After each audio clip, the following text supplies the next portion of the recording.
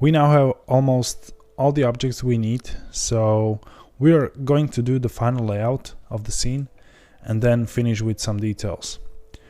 So first of all, I want to lay out the rocks, so let's unhide the rocks collection right here. Obviously we need to scale it down and move it in place. And if you remember from the previous episode, there are several methods we use to lay out objects like rocks or trees. We just use the face snapping, freeform object rotation, and moving along the X and Y plane and rotating on the Z axis. So yeah, basically these four, and we are going to use them again to lay out our rocks. And again, I want to apply some compositional rules that I follow, where I try to define some secondary shapes within the scene.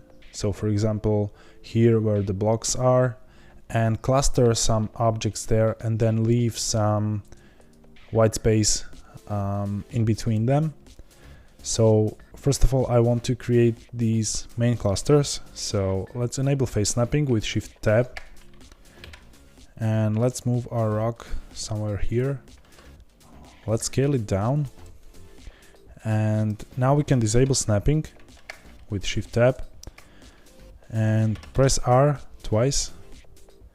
And maybe rotate it to some better position. Press G, then Z to place it down, something like this. So it looks like some kind of a really large rock, flat rock is peeking out of the surface.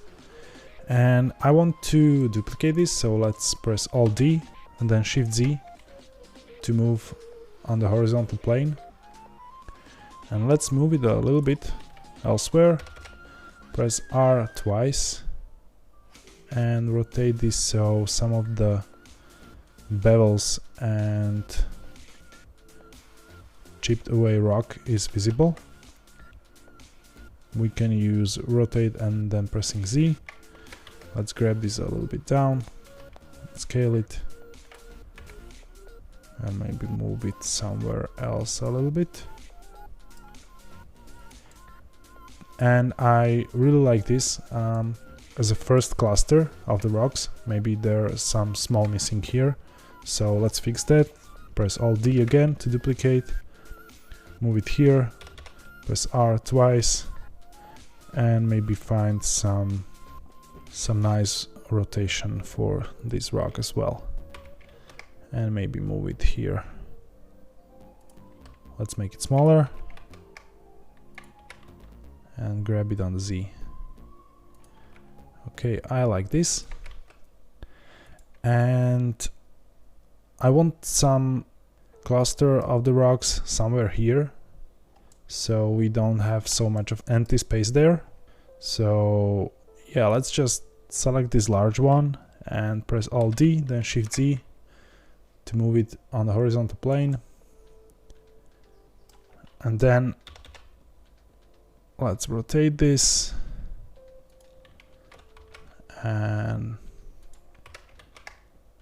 let's find some new placement. This is totally up to you how you place them. Just try to feel it, trying to find that good locations and look for patterns. For example, something like here where I align the rock with the wall, so there is some flow and some lines going around. Let's duplicate this once again, so let's press Alt D again, Shift Z, and you all know the drill by now. Nothing fancy happening here. We're just trying to fill our scene with objects. And yeah, maybe something like this. And let's duplicate this again, rotate it,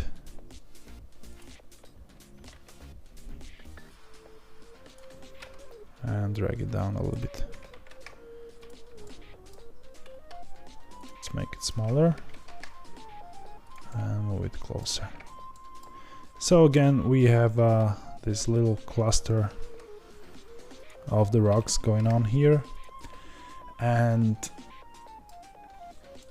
yeah, that's it for some basic layout, and we can now duplicate these rocks further and create some smaller boulders and rocks all around. So right now I will go really fast with this because you already know what I'm doing and don't need some further explanations of the keys that I'm pressing or something like that. So you can just try to follow where I place the rocks, but I would be glad if you think a little about your own placement, about your own composition, what are you trying to achieve. So whatever feels comfortable to you. If you feel right now the best thing is to follow, then follow. That's why I'm doing this.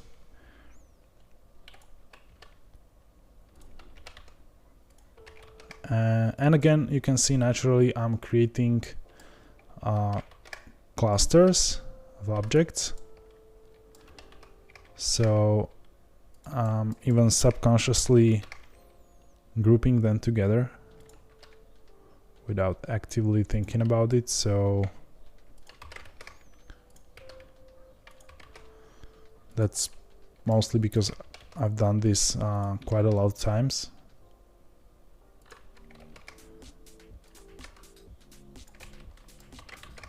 Maybe we can move some here in the corner and fill some ruins. Maybe here as well.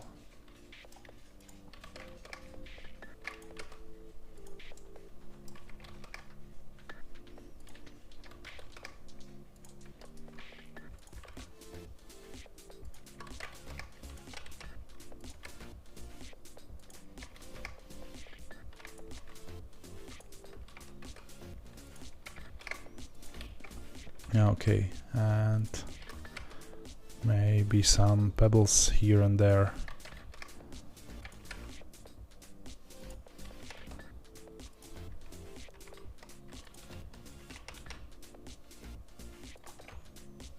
Okay, and maybe I miss some of them here too, so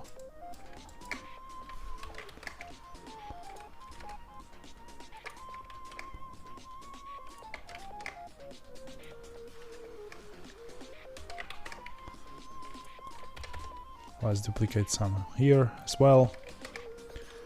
Move them around, rotate with double R.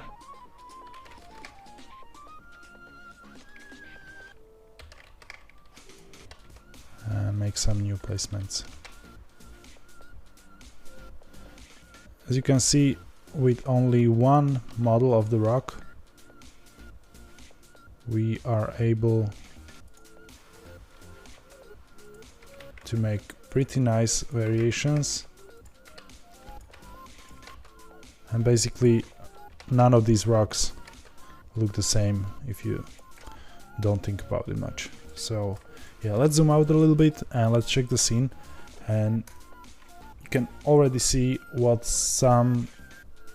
a few rocks can do to a terrain. This feels much more natural right away, and I think we are ready to move to the next part, and that's laying out the trees. Let's unhide the palms collection right here and select the trunk, because as you know we parented the whole object to the trunk, and we can just move it someplace else. And I really like the scale. We'll see if we need to modify that. So let's press G and then Shift Z and move it here right between these boulders, or rather right between these stone blocks and the stairs. and maybe move it down a little bit, but not necessarily. And yeah, I think the scale is right. Maybe I would make this even a little bit smaller, something like this, and move it closer here. Okay, and I want one other palm tree here in the scene, so we need to duplicate this. But as you remember, if you duplicate only the parent object of the whole group, the rest is not selected, so it'll be not duplicated. So to do that, we need to select the whole object, and as I said before, you can do this from the menu here, where you right click the palm and click select hierarchy, or you can use the shift right bracket. So let me press shift right bracket, and right now I just need to Alt D to duplicate, press shift Z and move it to a new place somewhere here. And right now we can click only the trunk to manipulate the transformations.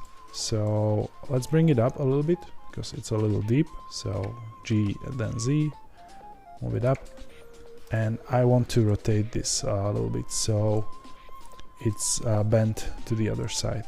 So let's press R and Z and rotate this. And maybe we can make this one a little bit larger, so it's almost touching the pillar here. Okay, let's press R and Z to rotate a little bit more. No, okay. Now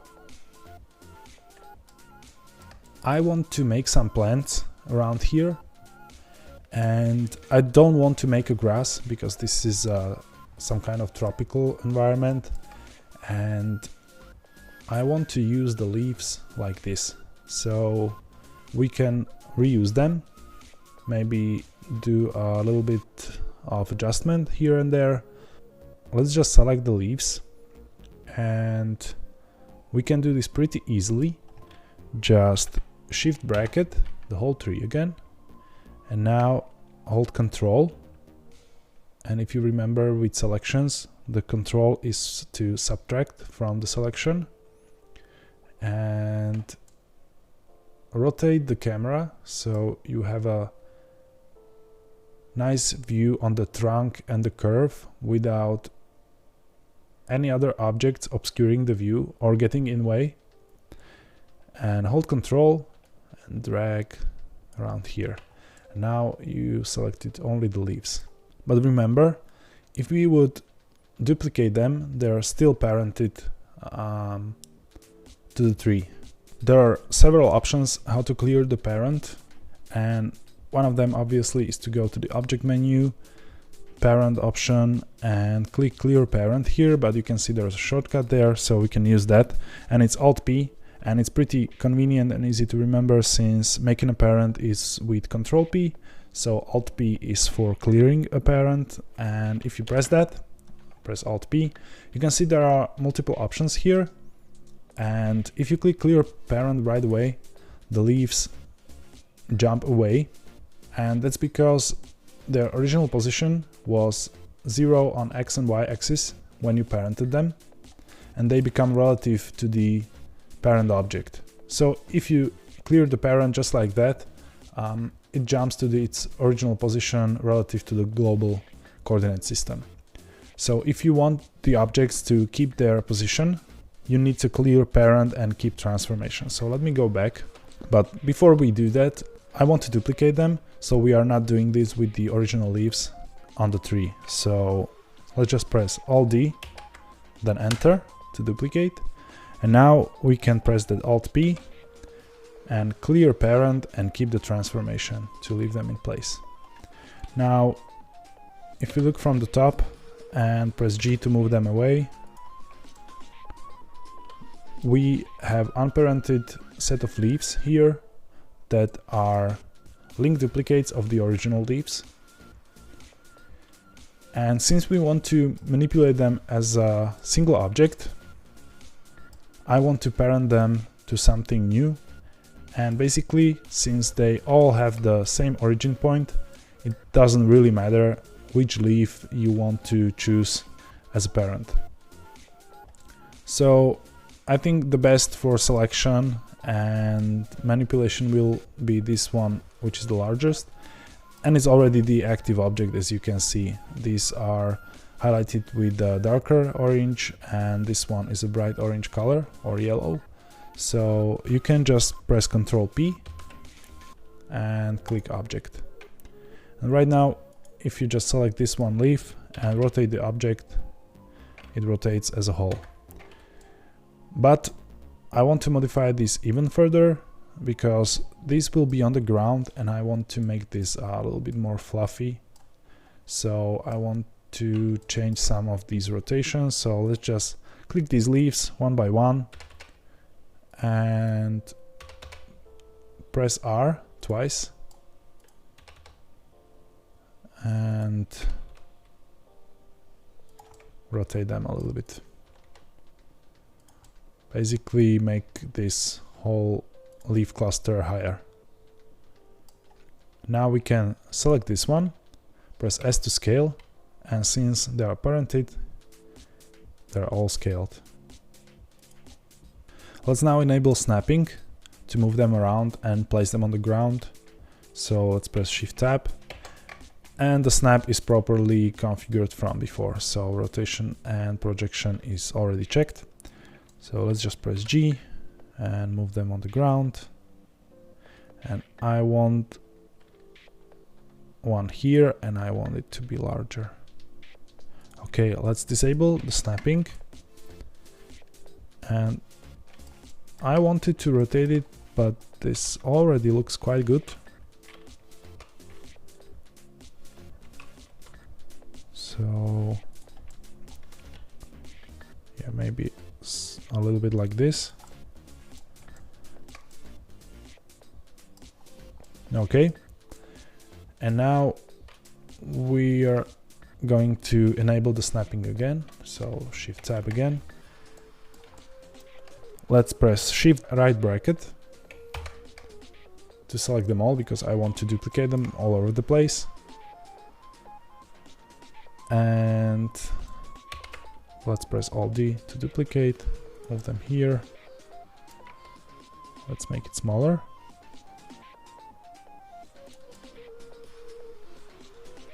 Okay, maybe a little bit closer to the water, and a little bit larger. Then I want some here that will be closer to the camera, and one here to fill that white space. But see, I'm staying true to these clusters of the rocks, and I'm leaving some white space along. So don't try to fill the whole area, but yeah, just organize your scene into these clusters of objects and it'll look much better. Okay, and maybe we'll need to modify the scale on those.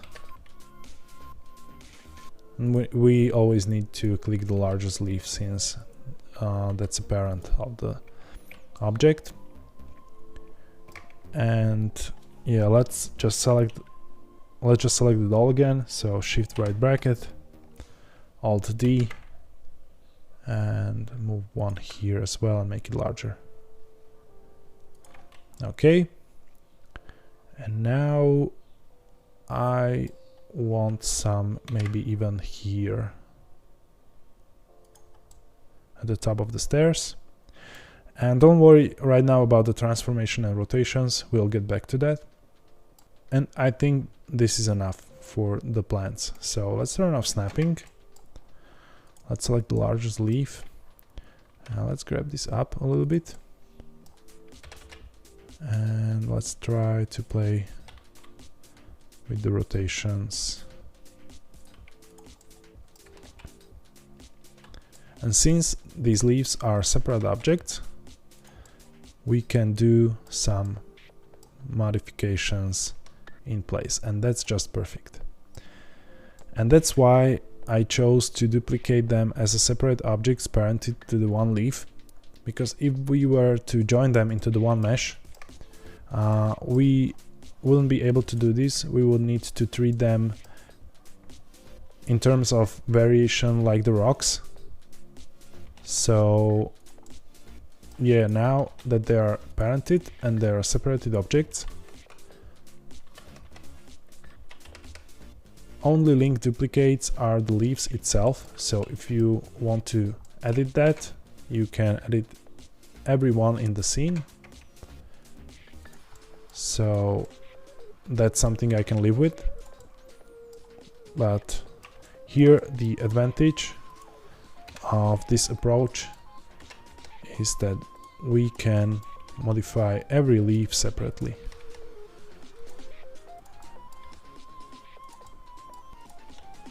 Which is very cool and will help us to achieve the best variation and the best render results.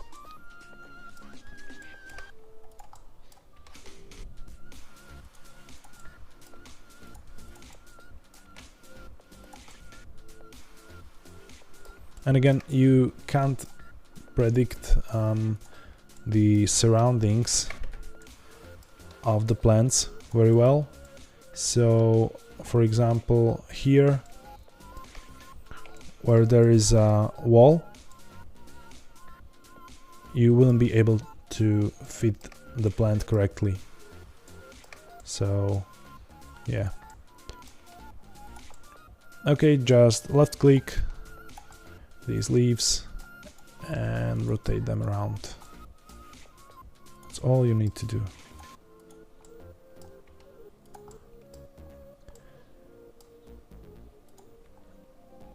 And in the end, we can add some variation with the rotation, so you can always just press R, Z twice to rotate it on the Z axis.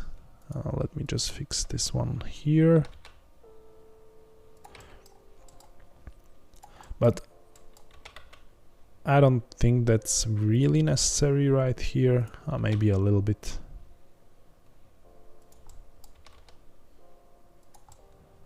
Okay.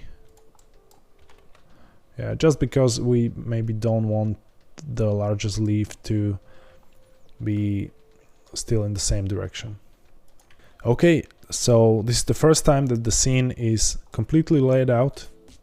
This really is starting to come to life, and I really like the outcome of this. So there are only 3 things left to finish the modeling, and that's the water. Up here, a little waterfall, and then down here in the riverbed. And I want to make some vines or some dense leaves on these pillars and stone structures. And the last thing, we'll make some glowing glyphs or something like that to really bring up the mystical atmosphere of the environment. And that'll be it. So almost ready. Hang on, we're going to the next chapter.